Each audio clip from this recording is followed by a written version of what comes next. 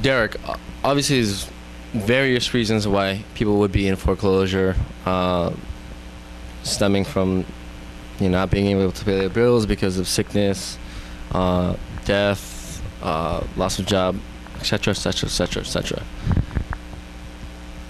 Ultimately, who is responsible for the foreclosure process happening? Obviously, there are a lot of people in the process. So really, I mean, what's going on here? Who's responsible? The responsibility falls on whoever signed the mortgage documents.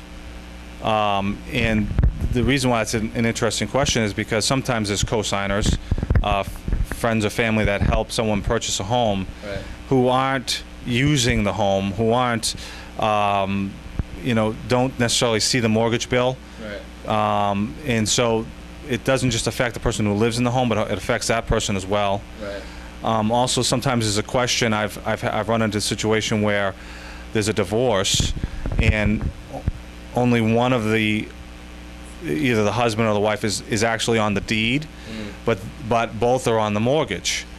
And even though they don't have legal rights to the house because they're not on the deed, they still are responsible for making the mortgage payments. Right.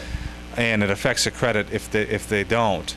So it really, for anybody who at this point, if they're in foreclosure, it's tough to rectify. But make sure you're on the deed if you're going to sign a mortgage. Right. So get it deeded into your name as well as your spouse's, so that at least you have some stake in the property itself. Right. And two, if you're co-signing for somebody, only do so if you're prepared to actually make the full mortgage payment, because life happens and people have things that unforeseen occurrences come up. Right.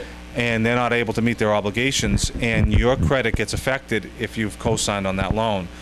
So be very cautious.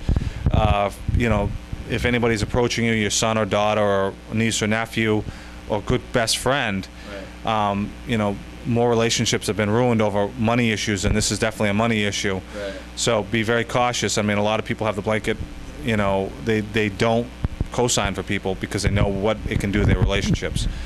And others, they want to help out, and they're of the means. Right. They can afford their mortgage and another. And as long as you're okay with that, just know going in that there's a possibility that they might not be able to make it at some point.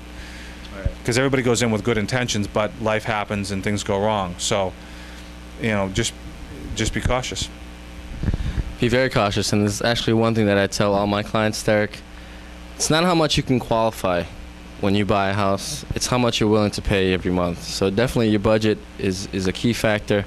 Obviously everyone else, if you have a co-signer, their budget is a key factor. And like Derek said, they have to be ready to, or you have to be ready if you are the co-signer to make those payments, no matter what happens. Thanks a lot, Derek.